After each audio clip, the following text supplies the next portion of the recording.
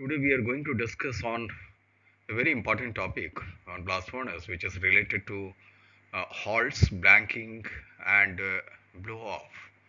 As you can see from this detailed blueprint of the furnace, there are a lot of moving parts from the gas cleaning plant at the top down to hearth at the base. Mastering these uh, procedures is not just about following a manual, it's about ensuring the safety of our team and at the same time a longevity of our equipment uh, also. So this overview sets the stage for the specific sequence and protocol we will be discussing throughout this session. So, coming to this stopping the unstoppable machine topic holded slide, which talk about a that why do we call this stopping the unstoppable machine is now a questions. Now it is because a blast furnace is a beast of extreme thermal physics and immense pressure. Uh, Look at these three major risks shown in this hexagonal this diagram, where it shows this tuyere blooding, where slag buckles and flow backward. The gas explosions and from the volatile backdrafting and heart freezing, which is supposed to be most vulnerable and catastrophic in nature, which is basically a death sentence, we can say, for blast furnace. So mastering the shutdown sequence is ultimate test for an iron making engineer, because you are essentially orchestrating a controlled cooling of a massive molten core reactor. So, let us discuss about the diagnostic taxonomy of halts. To manage this risk, we categorize our shutdown into basically four types. On the far left, you have the short blowout, which is just a quick maintenance, a stop under 4 hours, and then the sudden emergency stop, which is all about survival during an unplanned failure. Blanking is like putting the furnace into a strategic hibernation for months. And finally, blow off is for the end of life relining. Notice the action for each. We move from maintaining the burden in a short stop to completely tapping the salamander, that's the residual liquid iron, during a full blow off.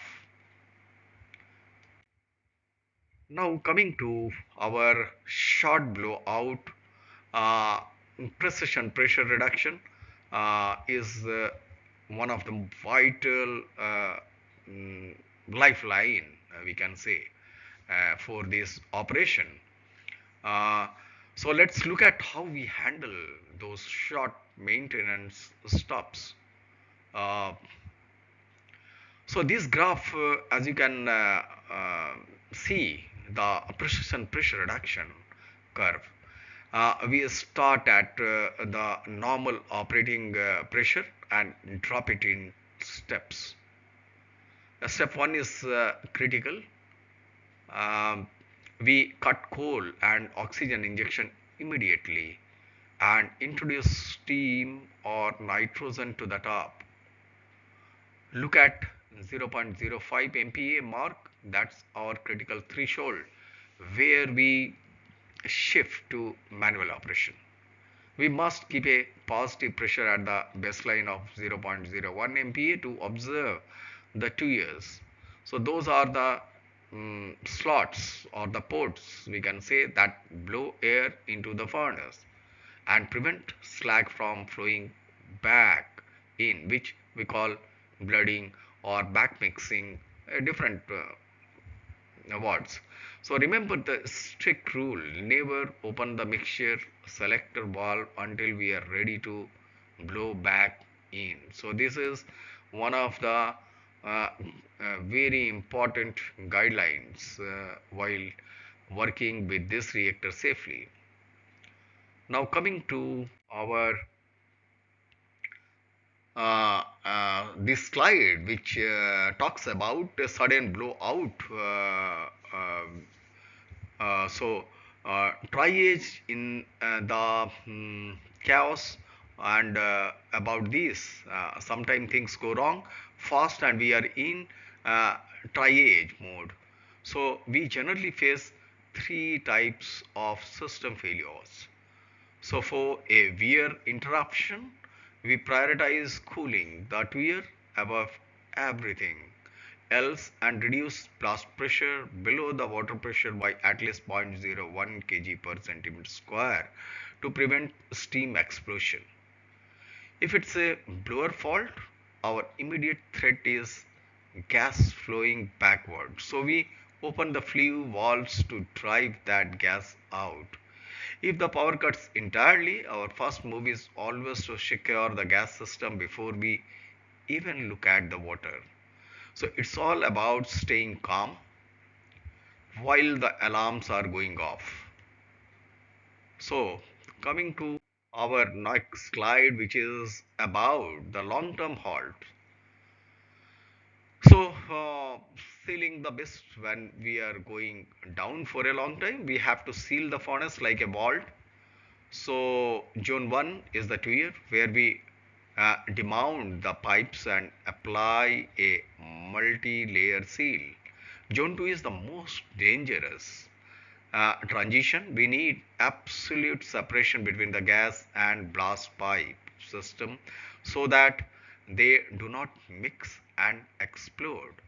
And finally, the zone 3 is the dust catcher where we drive out any residual gas and drop the water pressure to 0.15 MPa. So by isolating these zones, we turn a high pressure hazard into a safe maintenance site. Moving forward, coming to the controlled burn, the top igniting protocol.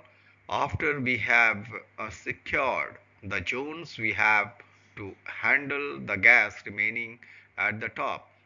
We follow a four-step top ignition protocol. First, we purge the top with the steam and nitrogen. Then we replace that nitrogen with the compressed air so that our crew can actually breathe during maintenance. So look at the audience.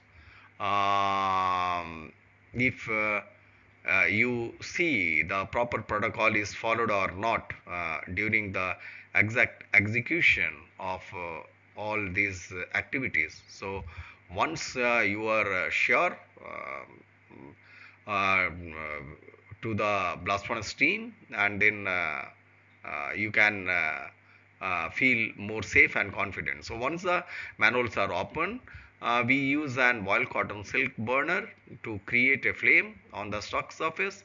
Why do we do this? It deliberately burns off any toxic CO carbon monoxide, neutralizing the threat of poisoning for the maintenance crew. So moving forward further, which is about a evolution of the stock line descent. Now let's talk about how we empty the furnace. On the left, you see the obsolete gas closing methods. It was deafeningly loud over 100 meters per second and released around 150,000 cubic meter of toxic gas into the air every hour. So it was a massive waste of energy. Today we use the full blast method shown on the right. We maintain system stability with a continuous blast and use water spray to keep top temperature under 100 degrees centigrade. So best of all, we recover that gas instead of venting it. It's a quieter, cleaner, and much safer for everyone. Now coming to the blind navigation and the judging depth via gas signature. Um, how do we know how deep the material level is if we cannot see inside? So this is the Anshan Steel discovery. Look at where CO and CO2 lines cross on the chart. When those two gases meet at about 18-meter deep, it's definitive proof that the stock line has reached the Bosch. That's the tapering part of the furnace just above the hearth. And this discovery was a game changer because it means we do not need mechanical rod that can get stuck or break during the descent. We just watch the gas signature, and if we could able to read the fundamentals of this curve, then we feel more confident while executing the operation. So coming to the blanking, which is about engineering a scheduled comma. So when we put the furnace into blanking or a scheduled comma, we are not just stopping production, we are turning the furnace into giant thermos. So normally our coke ratio, the amount of fuel we use is around zero point 0.7. For blanking, we triple that, pushing it up to 1.8 or even 3.0. So we fill the bottom with net coke and empty coke to ensure the hearth retain enough thermal mass, basically stored heat, to reignite even after months of being dormant. So it's all about preserving the core heat. So, coming to the reality of the recovery, even with a plan, things can get messy many times. So, look at this timeline from the capital steel number 4. We started drilling at T04R into freezing coke that was only 3 degrees centigrade. By T plus 16R, a tuyere broke because the hearth was too cold and offered too much resistance. At T24 hours, they hit a catastrophic. The slag notch exploded, forcing 50 ton of metal out where it should not have been. The core lesson here is to adapt immediately. If the hearth is frozen, don't force the main hole. Discharge the slag early to avoid this pressure blowout.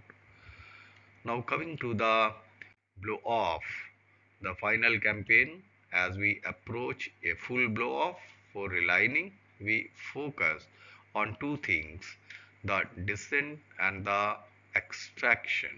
For the descent, we monitor hydrogen and oxygen level rigorously to eradicate the knock that a mini explosion caused by gas mixing.